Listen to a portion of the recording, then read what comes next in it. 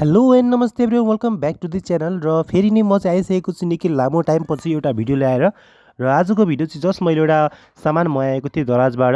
र यो सामान के रहेको छ तपाईँले म अनबक्स गरेर देखाउन गइरहेको छु। तपाईँले थम्बनेलमा हेरिसक्नुभयो होला। मसँग रहेको चाहिँ एउटा तपाईँहरूले हेर्न सक्नुहुन्छ एउटा बोयाको MM1 भन्ने माइक, BY MM1 भन्ने माइक। यो चाहिँ मैले दराजबाट मगाएको थिएँ र यसले तपाईँहरूलाई के कस्तो फ्युचर रहेको छ म तपाईँलाई भिडियोमै देखाउन गइरहेको छु। र साथै प्याकेजिङ तपाईँले हेर्न सक्नुहुन्छ, यहाँ चाहिँ प्लास्टिक प्याकेजिङ माथि गरिएको थियो।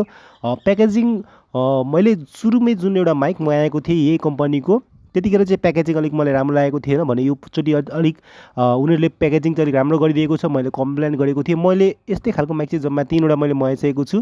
र यो माइक लिँदा तपाईँहरूले एउटा कुरा ख्याल गर्नु होला, यो वायर चाहिँ निकै नै गतिलो हुँदो रहेछ। यो यहाँको यस्तो बोया बाई MM1 को माइकको वायर चाहिँ त्यति गतिलो हुँदो रहेछ।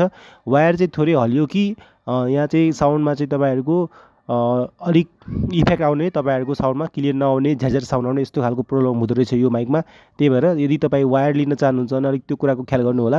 Otherwise wireless mic is already best. अनि यहाँ तपाईँले हेर्न सक्नुहुन्छ एउटा थैली दिएको छ, स्ट्यान्ड भइहाल्यो, यो चाहिँ कार्ड भइहाल्यो बोयाको। यहाँ त्यसपछि हाम्रो चाहिँ गनसट, यसलाई भन्छ गनसट माइक भनेर पनि भन्न मिल्छ। अब त्यसपछि यहाँ दुईवटा वायर दिएको छ, एउटा चाहिँ जस्ट हामीले क्यामेरामा, एउटा मोबाइल फोनमा, एउटा ल्यापटपमा, दुईवटा चाहिँ क्यामेरा फोन, एउटा क्यामेरामा मात्रै हुन्छ, एउटा चाहिँ जस्ट जस मोबाइल फोन ल्यापटपहरूमा यसरी।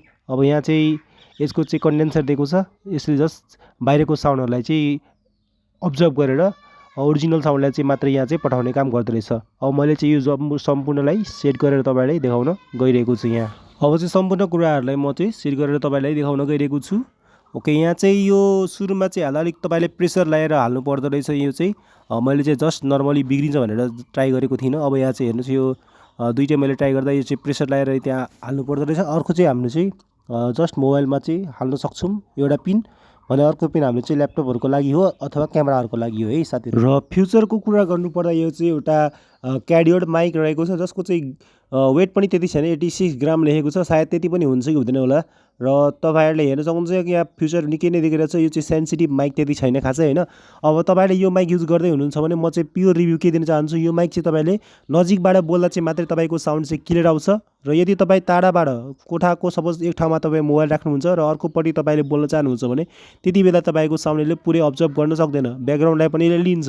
त्यो कुरा तपाईँले ख्याल गर्नु होला। ठ्याक्क मुखको छेउमा राख्दा मात्रै तपाईँको यसको साउन्ड चाहिँ क्लियर आउने देखिन्छ।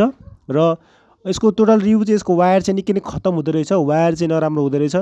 जस्ट केही युजमा तपाईँले केही युज गर्नुभयो माइकहरूलाई, 1-2 हप्ता युज गर्नुभयो रेगुलर युज पर, त्यसपछि माइकको वायर चाहिँ जे होस् घर यस्तो खालको साउन्ड चाहिँ आउने प्रब्लम देखिएको छ यो माइकमा ओभरअल।